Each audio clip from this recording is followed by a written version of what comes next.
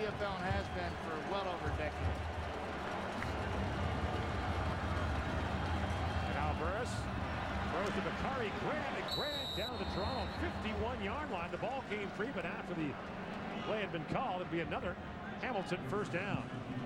And Henry Burris, like so many, concerned about what happened in Calgary last week with the horrible flooding there. Henry still has a house there. His family's still there. And he, like so many of us, sending our best to the folks in Alberta who have been struggling with the loss of property and, more importantly, the loss of life. So Henry thinking about his friends and neighbors back home, as are we.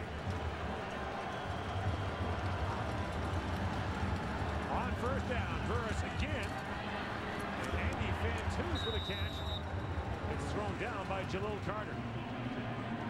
This is like practice right now for these offenses, just going to work on these defenses. And sooner or later, attrition is going to be coming into play here. We already see it happen in the domino effect with the Ticat defense. I'm keeping a close eye on that. We've seen just one guy go down and triggered 4 different field changes on the player changes on the field. One of the officials even got hurt in this game. And on the Chad Cackert long touchdown run, Rob Skaggs, side judge, went down, and the officiating crew's down to 6 right now. Here's Gable on the carry, busts into the Toronto defensive backfield. Now the tackle finally made by Robert McEwen, but not before a gain of 12 yards and another Hamilton first down.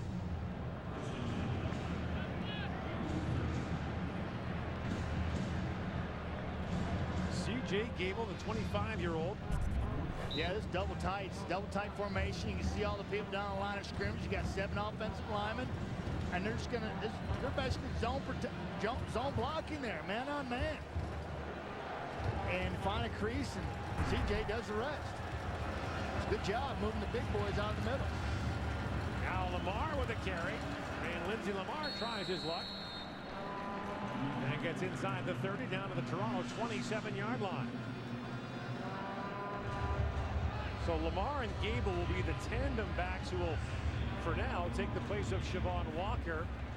And Lamar will also replace, for now, Chris Williams. And we mentioned a contract dispute, as you see an enraged Khalif Mitchell, no addition to the Argo defensive line.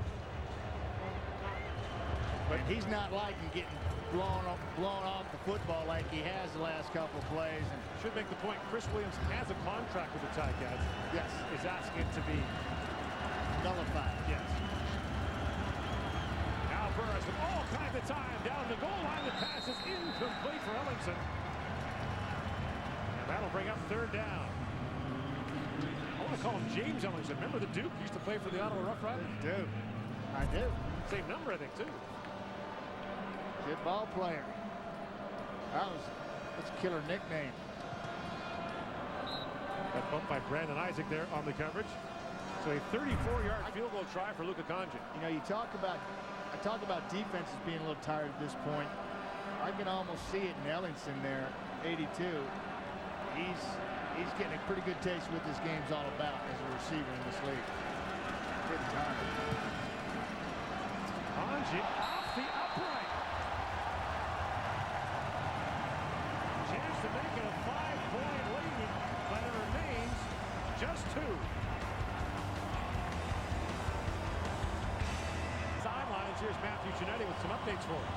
Guys, towards the end of the first half, I saw D. Webb pull up a bit lame, holding his right hamstring. As you can see, he's out of pads, and the Ticats say he is out with a hamstring injury. And I'm also beside defensive lineman Marc-Antoine Fortin, who has ice on his right knee.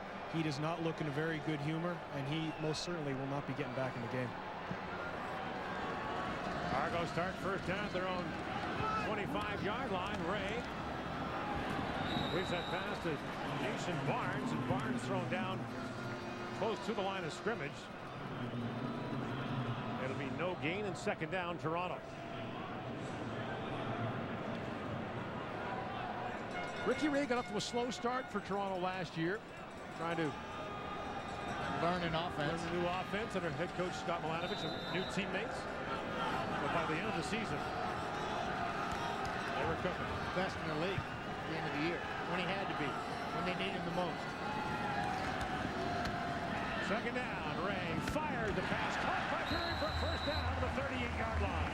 That goes from the practice field to the game field. You watch them do that rep after rep after rep from one session of practice to another, and then they come out here, rely on the big boys to do it for real, to give them some time, and Ricky steps in and finds Andre in a little dig, 7 route, crossing route, puts it on the money, move the chains. Ricky Ray saying to us yesterday that of all the players he got to learn last year, Andre Dury surprised him the most. Not how good he was, but how tough he was. Making catches over the middle. And there is another catch for Dontrell Inman and a gain of 9. And I think what goes into making him so tough is he works so hard, and so it's harder to give up on things and to quit on things. Quit's not in his vocabulary because he works extremely hard. Him, Cackard, Owens are some of the hardest working guys on that football team, or I've seen, period. And it shows in their play and how determined they are to be successful. Dury's career was almost ended in university, a knee injury at York that seemed almost certain to end his football playing days. He ascended a piece on that, and it was just phenomenal where he's come from and what he had to go through to get back on the playing field and be able to produce and play at a high level like that is absolutely inspiring. Third string quarterback Zach Collaros comes in on short yardage for Toronto, gets the first down. There's a flag down on the play. Offside. Hamilton on the defensive line. 5-yard penalty. First down. So Gord, you talk about how hot it was in here. You know, the rain and the roof's closed and how hot and sticky it is. You can see its effects on the football players, and you know, obviously a 6-man crew now with the officials on the field. It's taking its toll out there, and this is going to be a war of attrition here from here on out. 2.5 to go in the third quarter. First down, Toronto on its own 53-yard line. And the carry goes to Andre Dury. He's wrapped up quickly as Marquise Knowlton got a hand on him. A gain of 1 for Toronto. See, that's a series that they like to go to every now and then, and they have in the package because you get different matchups. Because you don't have Cackard in the lineup, or if you do, you take him out, takes a linebacker out of the box when he comes out of the backfield, and Dury can still be a back running into the backfield and really puts the defense on its heels. Hamilton did a nice job there of shutting that down. Cackard back in there now on 2nd and 8. Ray throws, and Spencer Watt wrapped up. The pass is incomplete as Delvin Breaux gets in there to break it up, and Breaux in his CFL debut making quite an impression for Hamilton. Yeah, he's finding out just how difficult and how long and how much running you have to do out here, because he took a trip to the locker room earlier and he's back out here. I don't know if he had to get an IV or what, but well, that's good timing, good play, stopping that drive. And so now Inman on to punt. A low tumbling kick that bounces down to the 20-yard line. And the return up to the 30, a 36-yard punt. And a return of 5 as the Argos keep improvising. There is Delvin Breaux. Prior to the game tonight, you can see a series of surgical scars up and down his neck. And with more on that, here's Matthew Giannetti. Guys, Delvin Breaux's story is inspiring this entire Ticats team. This is a player who back in a high school football game in 2006 had 3 vertebrae seriously injured so bad that a doctor told him he could have died on the field. And after over 5 years of recovery, he now knows how hard it is to get to work towards what he wants to do, from construction work to semi-pro football to the Arena League, and now here to the CFL. I talked to Jamel Johnson yesterday, and he told me when you know a story like that, you see how hard a guy's working, you want to have his back. Guys? Breaux was considered one of the top high school recruits, had agreed to go to LSU, and then that injury ended his college career. He never did go to LSU, and has now found his way back into pro football. After really walking around lately, Ticats take over their own 18-yard line. Burris fires. Andy Fantuz with a catch and a first down out to the 30-yard line. And what a game Andy Fantuz is having to kick off the 2013 season. I say get used to it, because this is coming, because he feels so comfortable in this offense. He's not thinking out there, he's just reacting, and Henry's loving it. And he called it. Henry said he called it. He's going to have a tremendous year, because he absolutely is just flying around out there full speed. And he's teaching. He's in a big teacher role, teaching all the other receivers the nuances of offense.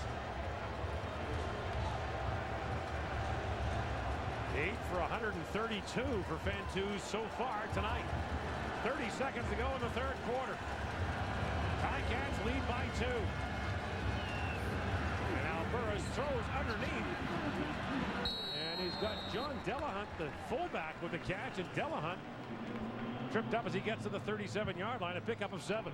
Kind of reminded me of Lee Knight back in the day for the Ticats. You know, not a lot of wiggle in his giddy up, but he's straight ahead big boy, you know, and brings a load. And goes about 250. DB's better hit him low. Still thinking about touching it all. That's a load. And he's just getting started. He's a baby. He hadn't even grown up yet.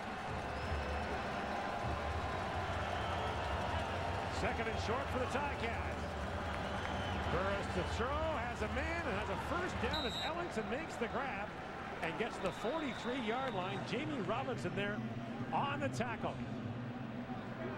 So the third quarter has come to an end, one in which the Argos lost their kicker, had to gamble on third down. Spencer Watt makes the touchdown catch and then puts the cherry on top by kicking the point after.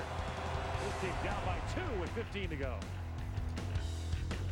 Through 45 minutes of play, and really the offensive numbers remain dramatic as nearly 600 yards in total offense, actually more than 600 yards in total offense in the game so far. Still haven't seen a turnover in the football game yet, and the Argos had to gamble on third down when their kicker got injured. But with Swayze Waters out, Matt, you got to think that the Argos aren't going to be able to count on threes. They need 6. Absolutely they do, and I don't know about your math, Gord, but there's about 750 yards of total offense there. Well, not my specialty, no. You know, interesting aspect of this game, you know, when people have to step up when people go down, and I can tell you, it's changed a lot of things out here. I think it's actually made it easier on the Argonauts cover units because Swayze Waters is not punting the football 80 yards down the field. The lanes aren't spread out as far, and they don't have to cover as far, and they've kind of shut down the return game from Lindsey Lamar, which, you know, with Spencer Watt in there kicking off and punting. An interesting aspect of special teams going on right now for the Argonauts. Red Jones had that pass one hop in front of him, and it'll bring up second down. So the Ticats missed a chance late in the third quarter, making a 5-point lead when Luka Kanji banked one off the upright. I think he overkicked that ball too, Gord. Didn't need to kick it that hard. Spot it through there and put 3 on the board. Try to power it through. Now Burris fires, Fantuz the catch and a first down to the Toronto 53-yard line. I'm up here clapping, Gord, because that was perfection. Watch the heat of the number 1. Fantuz going up there, zone coverage. Pop, snap, delivered right on the money. And you can see Burris, watch Burris's angle from this point. Watch this. Looks him off, plants, stop. Woo, he's having fun out there. He can still swing it, huh? He can still swing it. Who is the best arm in the league? Now you're looking at him right there. First down in Argo territory. Burris flashed out and throws, and he's got Jaguar, who dives ahead of the 46-yard line. Tackle made by Pat Watkins. Yeah, I can tell by Henry that it's just his body movements and what's going on, how relaxed he is there. He's doing everything but sweeping the floors right now. He's in the zone. It's fun to watch. 2 guys at this level play this style of football, wide open, chewing on defenses that are depleted because of injury. It's going to be a long 13 minutes here in the fourth quarter.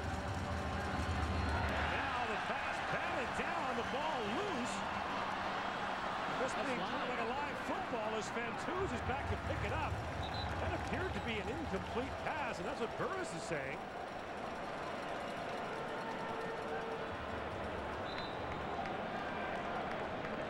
And it is ruled an incomplete pass. So much ado about nothing on that 40-yard chase for the football. Yeah, Cleo Lang gets right in here. I think he's right in this spot right here. He's just get his hands up, get a decent push, kind of getting Henry's kitchen sink a little bit. Here he comes, number 90, draft pick last year, signed him this year. He went back, finished his school in his last year. Comes back and really high hopes on him, boy. Lost basically the entire defensive line this year. Either they cut him, released him, Or they went to free agents. or they went to free agent or in National Football League in Armstead's case. They're really happy with the people they found, though. I think it's going to be a strong point of their football team. Although it doesn't look like it tonight, I think they can be. Josh Bartell back to punt. And Chad Owens stands at the 5-yard line to receive it. High kick to Owens. Pitches way ahead, beats the first wave, and here comes Owens. Out across the 20 and out to the 26-yard line. The flying Hawaiian with a 19-yard return. The Argos with decent field position thanks to CO2. Game 2 of our Friday night doubleheader is in Calgary. Drew Tate to the Stampeders against the Lions, a rematch of last year's West Final. Gord? Ricky Ray and the Argos start first down from their own 26-yard line. Down by 2 with 12 to go in the fourth quarter. Flags are down and the pass is complete to Chad Owens for a first down out to the 38-yard line. Now Swayze Waters has emerged from the Toronto dressing room. The question would be, could he possibly come back and kick? He's on the bike trying it. My opinion, not a chance. Is there Offside. one kick? Toronto, number 2. 5-yard penalty. Repeat first down. So Owens was offside, and that negates his catch and moves the Argos back to their own 21. Yeah, I don't think it's going to happen. I just don't think it's going to happen. Anticipating it's a groin injury, knowing the torque he's got to put on that, a pull could become a complete tear in a heartbeat, and he could lose it for the season. Now fire again to Owens. The ball comes loose. Is it a catch and a fumble? And the officials conferring, and they're ruling no catch. See 35 Don Cousins running in there saying no catch. And remember, they're down to a 6-man crew. Ruling's an incomplete pass. Second down.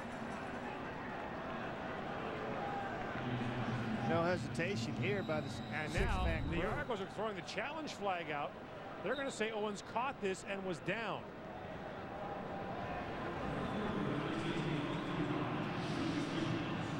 They might have a point. Yeah, and Chad starts pointing right away like I caught it and I'm down right here. There's a good look at Jason Moss and Mike and Scott Milanovich right there. Some of the offensive brain trust. Toronto was challenging the ruling of an incomplete pass on the play. We'll review it. So looking for a very narrow ruling here of a catch and no fumble. Yeah, I mean, it puts him into, I believe, a 1st and 10 situation as opposed to 2nd and 15. That's gonna be a tough one. You know, does he have possession long enough? And then the ball comes out because he's down. He's already down here. He's down. So what's your then call? he touches there. What's your call? I'm gonna say the ruling on the field stands. I'm going to say it's a catch. Okay. Because you're a betting man. But I showed you.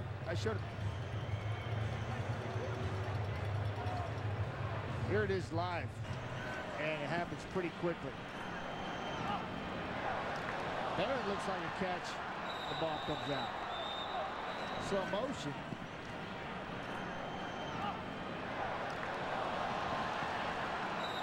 So Glenn Johnson now comes out, and we'll get the call. You want to take it back? No, I'm going with my final answer. After review, the ruling on the field stands. It's an incomplete pass. Booyah! That is on the board. 1-0. We'll keep a tally, Gord, this year because we're doing a few more games together, which is a good thing. Why am I arguing with a Hall of Fame? Matty won, Gord Miller nothing. Not the first time we've seen that score. So now it's 2nd and 15 from the 20-yard line. And the Argo challenge unsuccessful.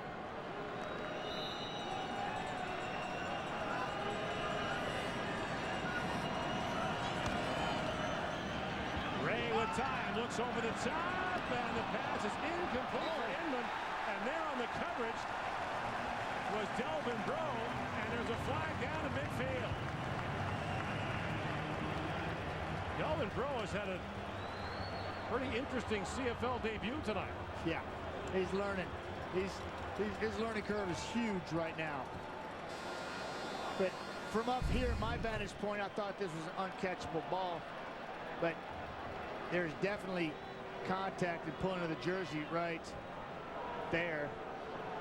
But it looks like uncatchable ball at that point. These guys. Forward pass interference. Hamilton, number 27. It'll be first down at the point of the foul. It's a 29-yard penalty. That gives the Argos a first down at their own 50-yard line. That's a tough one. Remember, this crew on the field, they've been doing a great job all night long. Down one man. Rob Skaggs is side judge. Hurt himself. Chad Cackard touchdown. And now here's Cackard again. Dives ahead. As Jamal Johnson with a tackle on him. And as the Argos move into field goal range, here's Swayze Waters trying it. It was not an inspiring attempt. He's afraid to let it loose because if he does, he knows he can hurt himself more. I just don't know. That's what they're doing, Gordon. You hit the nail on the head. Does he have one more left in him? It's just at the end of the year, the Grey Cup, you would think that they'd risk that. But I know this is an important win for each team. If it comes down to that, well, I think you change your plan and try to go for it. Al Ray with time throws to Barnes, but he is wrapped up by James Patrick. And the gain is 4. That'll leave the Argos well short of a first down. And that means that likely Dontrell Inman will have to punt. And Inman does remain in to go back and kick it. His first one wasn't bad, 36 yards. Watch the cover teams from Toronto because he doesn't kick the ball like Swayze Waters. He doesn't get the hang time, doesn't get the distance. I think it actually helps the coverage unit running down there because they don't have to get out in their lanes too much. They don't have to certainly cover the spot. And it flips it down there to the 27-yard line. The ball is loose. And able to hang on to it was Lindsey Lamar. A 28-yard punt that time, but there's no return. Ticats with the ball. We come back. Shop at Safeway. Swipe your club card and play. Safeway $1 Million Touchdown to win. You could win a La Gastina 8-piece stainless steel cookware set featuring 1810 stainless steel with encapsulated base technology for superior heat conduction and dispersion. Shop and play at Safeway. Ready? Let's go. Critics are blown away by World War Z. It's everything you want in a summer blockbuster.